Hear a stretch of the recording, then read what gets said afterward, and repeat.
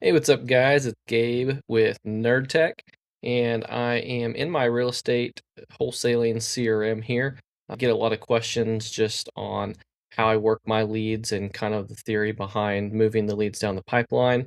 And I have some other videos on this, but just figured I'd deep dive a little bit more on this topic to explain how I work the leads and specifically the seller leads hot pipeline. Now, I have a hot pipeline, which for me is my new leads, my hot leads, in my main acquisitions pipeline. So there's very little follow up that goes on in this pipeline, which keeps things clear and clean and keeps us focused on our highest priority tasks. Then we have the Dispo pipeline. This would be for leads that have a signed contract. We are engaging cash buyers and we are trying to push them to closing.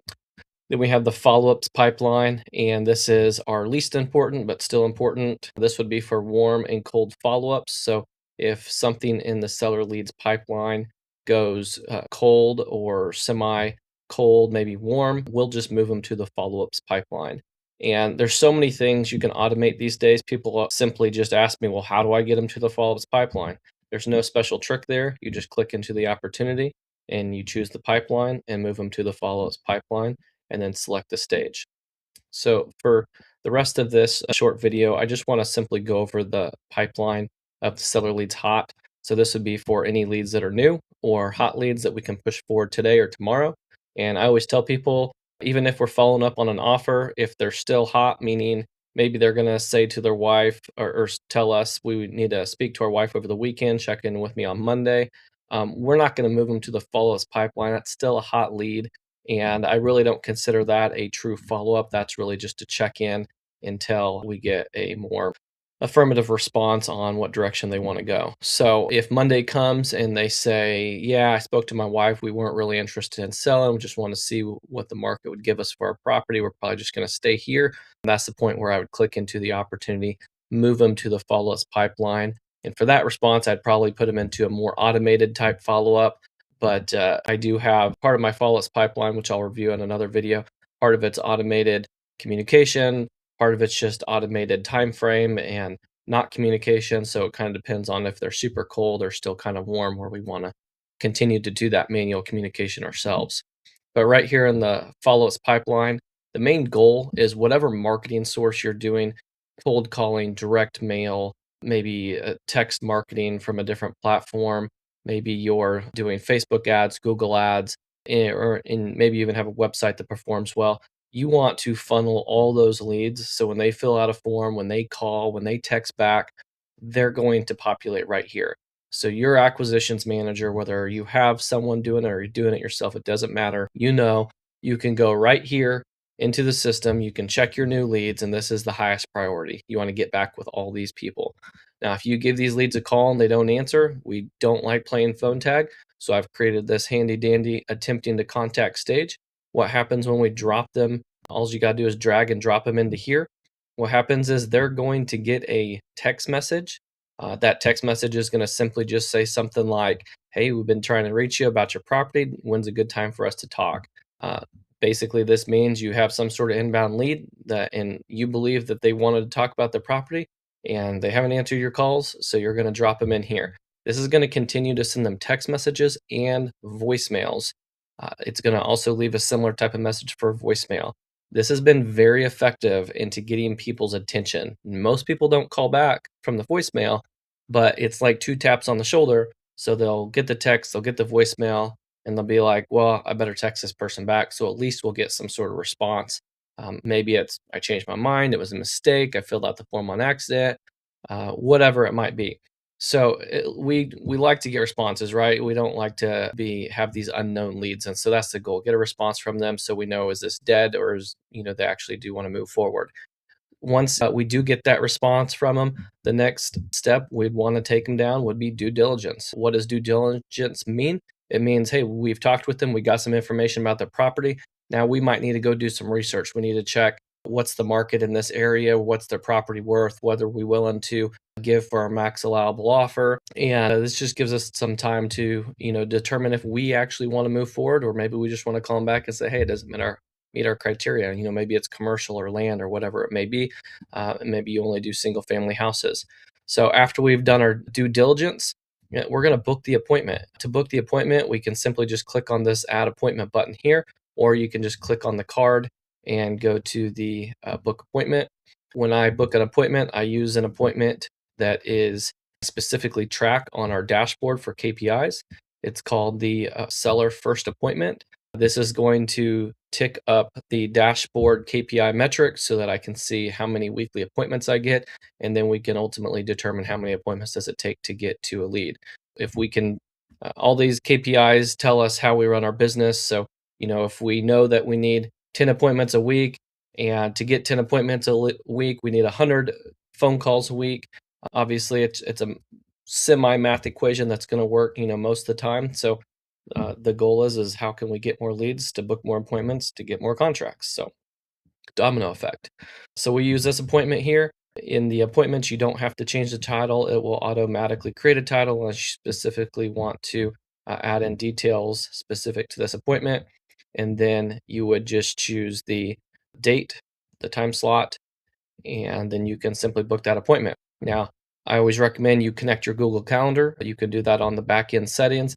And when your Google Calendar is connected, or maybe your Microsoft Calendar, whatever calendar you use, it can see your current schedule. And so when you book appointments, it'll make sure not recommend time slots that are unavailable for your other meetings. So that's handy. These calendars are shareable as well. So if you have somebody, such as a seller, say, just send me your calendar link, I'll book when's convenient. That's an option as well. They can self book as well.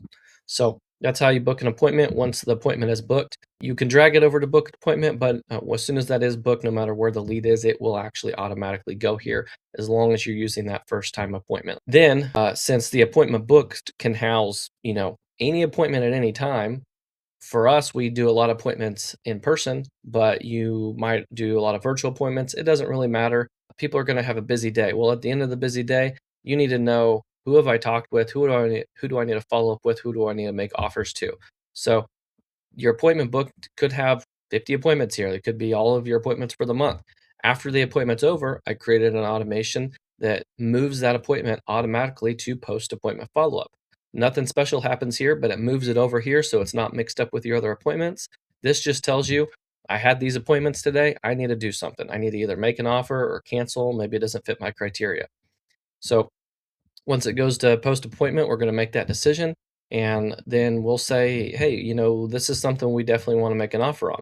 So maybe we already did that on the appointment. Maybe we need to call them back. Well, we're going to make an offer. We're going to drop it in made offer negotiating. And then what I like to do here, I like to make myself a quick note. So here's the quick note right here. Talk with wife, check in Monday. We can make ourselves a quick note time frame here. You can also, if it's time sensitive, you can create a task. A task allows us to actually create a time, whereas my quick note just is a date. Now, these are the global notes where I would put all the detailed notes, but I like to use this quick note here because I can see it on the card at a quick glance. Let me show you what I mean here. So this is the card, and I can go to manage fields here. I can check off some of these ones that maybe I don't need to see. And then I can go and check on the ones that I do want to see and click apply. And now at a quick glance, I can see I need to follow up with them today. And here's the quick note, checking in with the wife on Monday. And I don't have to click into the card and go to my notes to see that. Here I would put notes, anything major that I want to make sure and stay here globally for my whole team to see. This note would just be what my next action needs to be. At a quick glance, I can see this so I can do my quick check-in. Again, these aren't really follow-ups. These are going to be quick check-ins. If it was a follow-up, I would go to my follow-ups pipeline and choose where I wanted to put that to get it out of this view. I want to keep this view clean so we can stay focused on making sure that we do the right things to our hot leads and we don't lose anything, let anything fall through the cracks. All right, so we make the offer. For us, it's always verbal first. If they accept that offer, what we do is we're going to click into here. I have this section called contract info. I'm going to fill out all the contract information like that. Put 500. I'll do a little demo of this. Okay. We don't have to fill out everything. Leaving all stuff. Okay. And we have two options here. We can create a draft or do e-sign. Draft is going to be beneficial if you need to pre-fill the contract, draft it, and print it to take it in person. Or also if you need to draft it so that you can add multiple other recipients that need a sign. By default, If we did contract send for e-sign, it's only going to send to the one contact that is attached to the opportunity right here, the primary contact. So there's just a limitation to what you can do at the opportunity level. It's only going to do automations to this contact. So if we do need to send to multiple other contacts, we still want to do e-sign. We would still need to draft it first, and I'll show you what that looks like. We'll go to draft, and then we would go to our contracts, find the draft, and we would add more signatures to that contract. So when we click update, that is not when it pre-fills this. That's not when the automation happens. That's just update just means save, and it locks it in. Then when we move it over to sign contract, boom, at that point, an automation is happening on the back end. It's going to pre-fill this contract and put it in drafts. I'll just show you real quickly that that's going to be in this payment section over here under contract documents and contracts. And we can see this was created today, and this was the draft we created. And if we click into it, we'll see these variable fields here. And if we click on preview, we'll actually be able to see what information it used for those fields, which will be that information that I filled out at the opportunity. So we can see the name, the price I put in, and all these other fields could be filled in. I just skipped some stuff here. Here's where the signature fields go. So if I needed to add another signature field, I'd simply scroll down here, go to the plus, add in multiple signature fields. And then after the signature fields are added, we're going to go to this little recipient button here, add more recipients, choose any other recipients you need. You can click on these signature fields and then assign those different signature fields so you can have multiple people sign it. Then you can send it for e-signature, or you can save it. You can go to preview. When you go into preview, then you'll have a button to be able to print that PDF as well. So one of my favorite features about GoHighLevel in utilizing it for a CRM like this is simply just being able to pre-fill the contracts, all those tedious things that nobody really likes to do, and print them and sign and e-sign them very simply. So when that contract is either e-signed or signed in person, for e-sign, we'll get an email notification. It actually would save on the contact level here. If I clicked onto the contact, so the contact is related to the opportunity.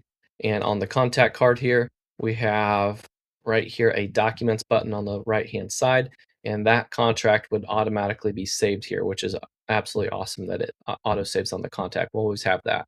If obviously you take it in person, we're going to bring that back, take a picture, scan it into the system, save that to the contact, and then the next step is going to be sign send the Dispo. Once we sign send the Dispo, acquisition's job is over. That's going to go to the Dispo pipeline.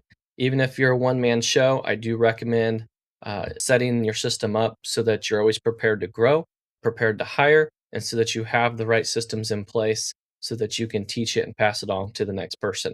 Maybe you want to hire a Dispo person, you want to stay in acquisitions. Now you already have that built out. It's already functioning. If you stay in the same seat for a long time, that's okay. It just gives you different spaces to stay organized. So now you can go to the Dispo to close pipeline. You can see that that card is going to be moved here, and then you can work this pipeline to track your buyers and move that all the way to escrow and closed. We can go over this pipeline more detail in another video. This one, you can see it's gone now because it moved over. And then the last few stages here is just cancel contract, pass on deal, and lost deal. So these are just lost stages that we can drop them in if it doesn't fit any of our criteria. So I hope that this helped. This is how I'm running the acquisitions hot leads of my CRM. If this is something you guys need, I provide a really good setup and support for this whole thing. And just check the description in the channel below. If you want to schedule a calendar appointment with me, we can Zoom, talk about this in person, be happy to meet with you. Love to get something set up. I absolutely love automations and streamlining business efficiencies and leads and automating. I just obsess over it, and I'd love to be able to help you guys out if this is something that you could see helpful in your business.